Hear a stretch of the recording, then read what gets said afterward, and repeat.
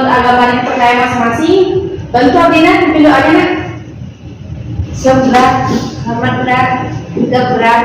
Sebelum kita memulai pembelajaran hari ini, marilah kita berdoa kepada agama yang terjadi masing-masing. Berdoa mulai. Berdoa selesai. Baik, dengan absensinya ya. Desi, hadir Bu. Ardina, hadir Bu. Cynthia, hadir Bu. Dina, hadir Bu. Diva, hadir Bu. Yuni, hadir Bu. Hadir semua ya. Ada nama yang belum Ibu sebutkan? Tidak, Bu. Tidak, hadir semuanya hari ini. Oke.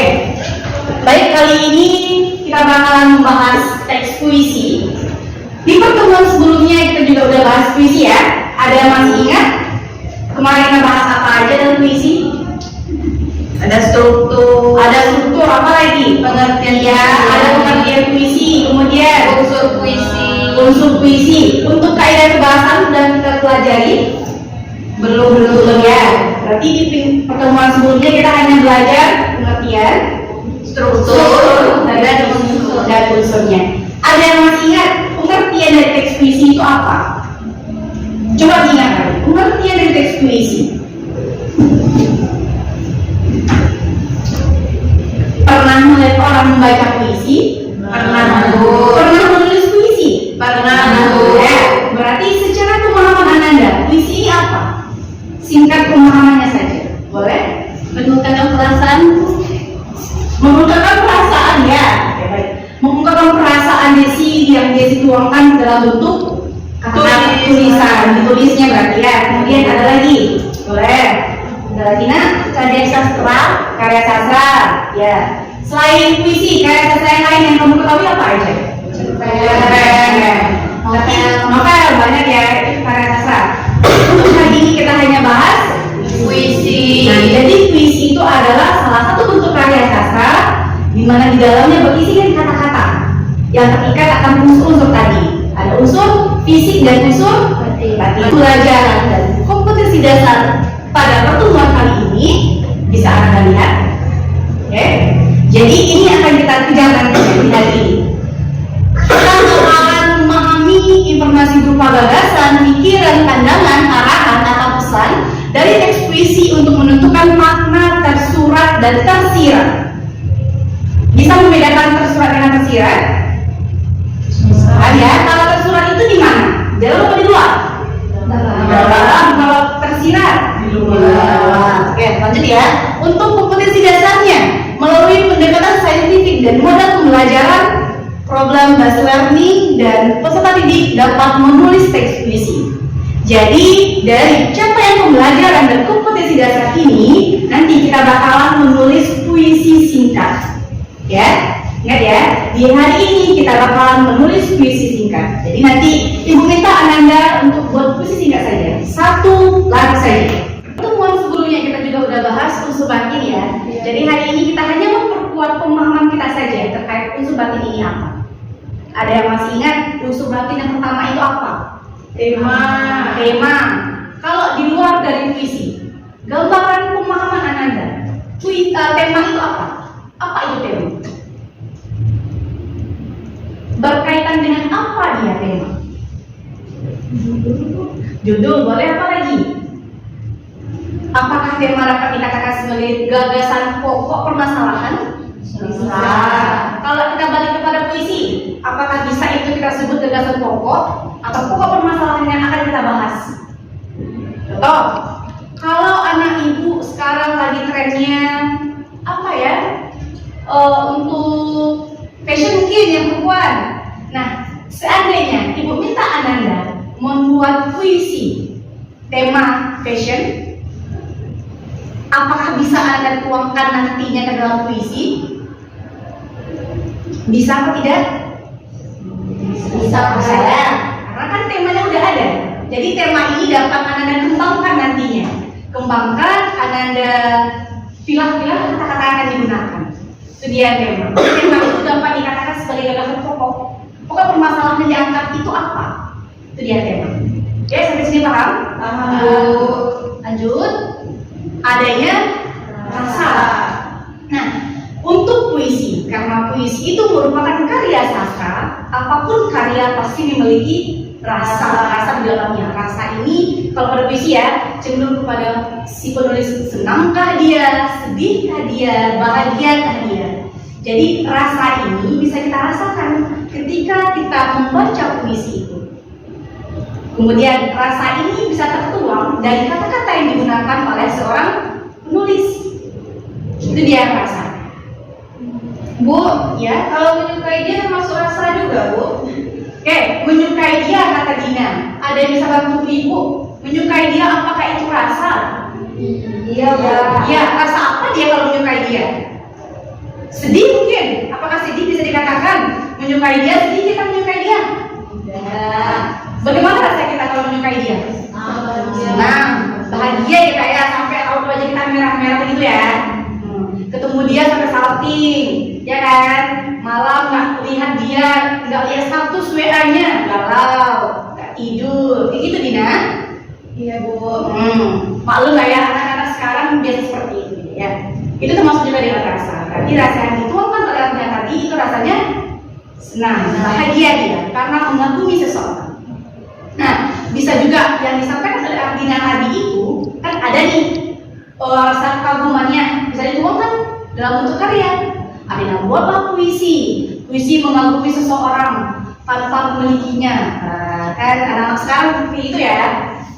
Ada apa namanya nih singkatannya STM, apa namanya HTS ya, HTS ya. HTS hubungan tanpa status itu kan anak-anak sekarang ya.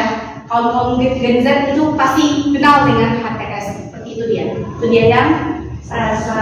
Ada dua ya, tema rasa. Dua materi ini ada yang ingin dipertanyakan? Cukup ya. Oke.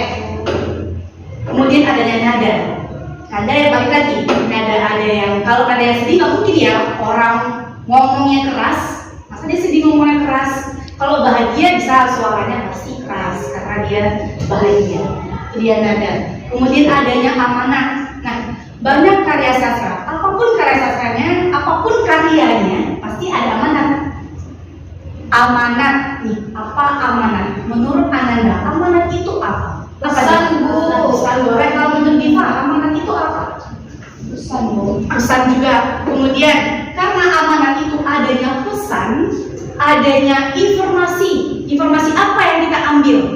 Pengalaman, pembelajaran apa yang bisa kita ambil dalam karya sastra ini? Karena ini kita bahas apa yang kita bahas hari ini? Puisi.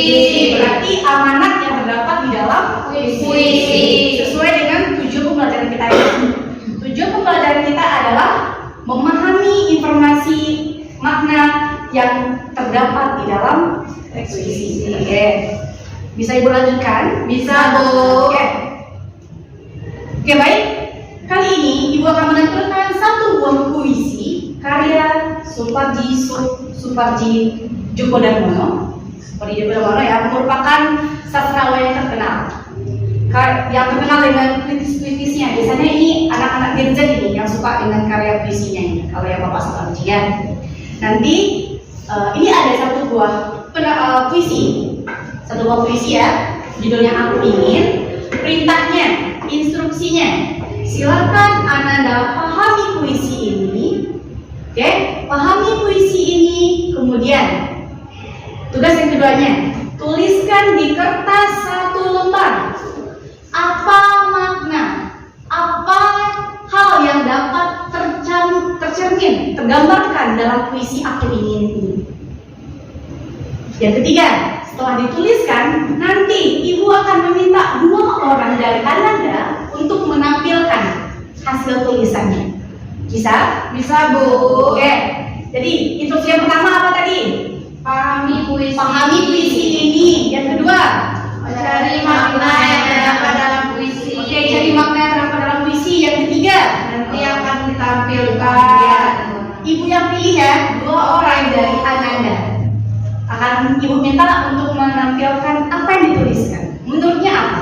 Baik, setelah itu baru nanti Ibu bulatkan ya pemahaman Ananda terkait puisi Aku Ingin. Baik, Bu, saya Ibu beri waktu 10 menit. Silahkan dipahami puisi ini. Oke, sudah? Sudah, Bu. Oke. Maunya Ibu yang pilih atau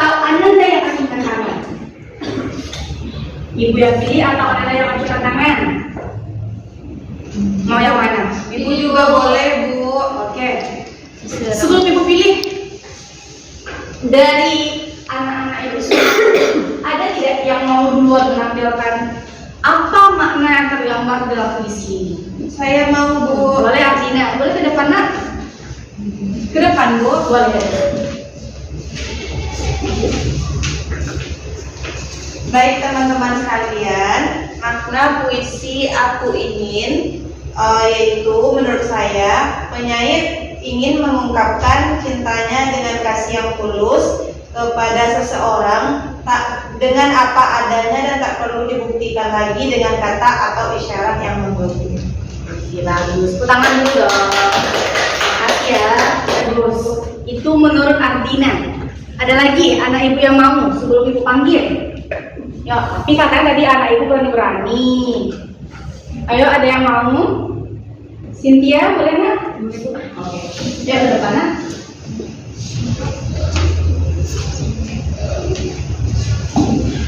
Baik, adapun makna dari puisi tersebut yaitu maksudnya keinginan untuk mencintai dengan saya tidak terucapkan tetapi bisa dirasakan. Jadi itu ada rasa perasaan cinta yang sederhana dan tulus gitu kepada kekasihnya tanpa mengharapkan imbalan gitu. Oke, baik. Tepuk tangan. Bagus semua ya. Anak ibu berani, mau menuangkan gagasannya, berani tampil ke depan, pintar-pintar juga ya. Benar semua yang disampaikan oleh anak-anak ibu itu benar. Pemahaman Anda benar. Karena dalam puisi Aku Ingin ini kan ada dituliskan ya di baris pertama, aku ingin mencintaimu dengan sederhana. Aku ingin berarti si penulis ingin mencintai dia dengan sederhananya. Untuk yang kedua, baris keduanya, dengan kata yang tak sempat diucapkan, kayu kepada api yang menjadikannya abu.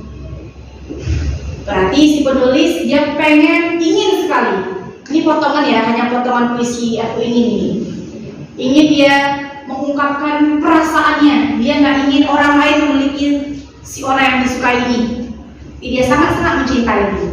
Sangat-sangat mencintai seorang yang dikaguminya. Itu dia. Karena kan ada kata-kata ini, dengan kata yang tak sempat diucapkan, kayu kepada api.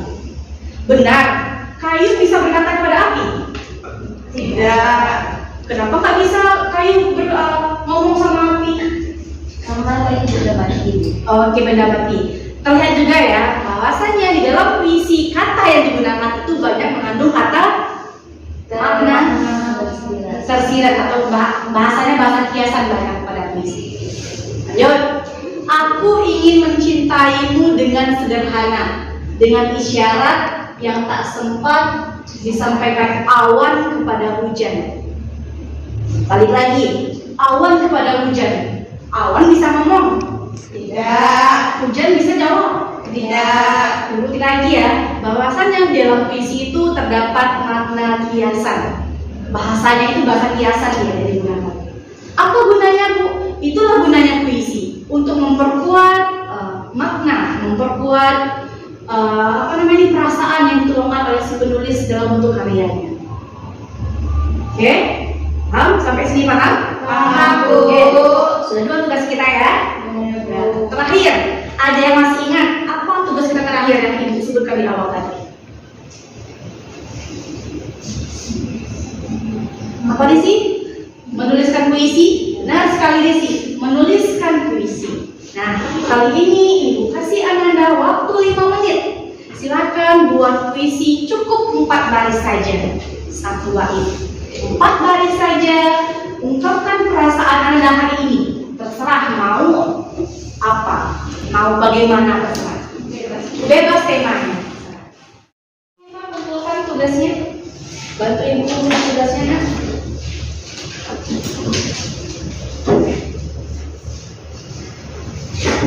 Ini jangan lupa bikin nama ya, karena ini mengganti nilai ujian. Sudah Bu. Terima kasih ya. Oke. Dan Jadi ada yang bisa membantu Ibu untuk menyimpulkan apa saja kegiatan kita pada hari ini? Dina boleh? Ya, baik Bu. Puisi adalah suatu karya sastra yang dituangkan dalam bentuk kata. Nah, dalam puisi juga ada tema, ada rasa. Nah, dari materi yang kita pelajari tadi berdasarkan puisi dari Sapardi Djoko Damono yang judul Aku Ingin, di mana di sana ada isyarat bahwasannya dia sangat ingin mencintai pasangannya tanpa adanya paksaan. Itu saja Bu. Terima kasih. Makasih ya. Terus sekali lagi Dina. Benar disampaikan Dina. Kali ini kita udah bahas tadi ya, udah bahas unsur batin dari puisi. Apa itu tema, apa itu perasaan, apa itu nada, apa itu amanah. Dan pun kita juga sudah melihat, mengamati bagaimana maksud dari puisi Aku Ingin. Kemudian tadi juga Ibu sudah minta Ananda membuat 1 buah puisi. Ya, di pertemuan selanjutnya kita bakalan membahas kaidah kebahasaan dari teks puisi.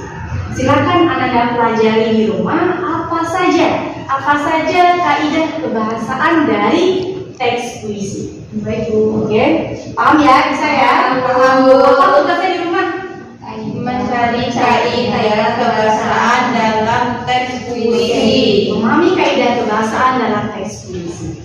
Jadi di pertemuan besok selanjutnya Ibu akan memperkuat pemahaman Ananda terkait kaidah kebahasaan. Ya, bisa? Bu. Berhubung jam istirahat sudah hampir lagi berbunyi, silakan kemas-kemas dulu barangnya. Siap-siap dulu kemas-kemas. Ya, sudah begitu ya. Ya, baik. Ibu izin pamit. Terima kasih buat hari ini. Tutup Abina. Perjumpaan kita pada hari ini, Dina. Maaf Ibu. Baik teman-teman, sekian pembelajaran kita pada pagi hari ini. Semoga kita mendapatkan pembelajaran dan bermanfaat pada pagi hari ini. Terima kasih. Dan berdoa lebih dahulu. Berdoa selesai. Oke, terima kasih ya. Jangan lupa makan dulu biar staminanya lebih semangat lagi untuk melanjutkan pembelajaran selanjutnya. Terima kasih. Assalamualaikum warahmatullahi wabarakatuh. Waalaikumsalam.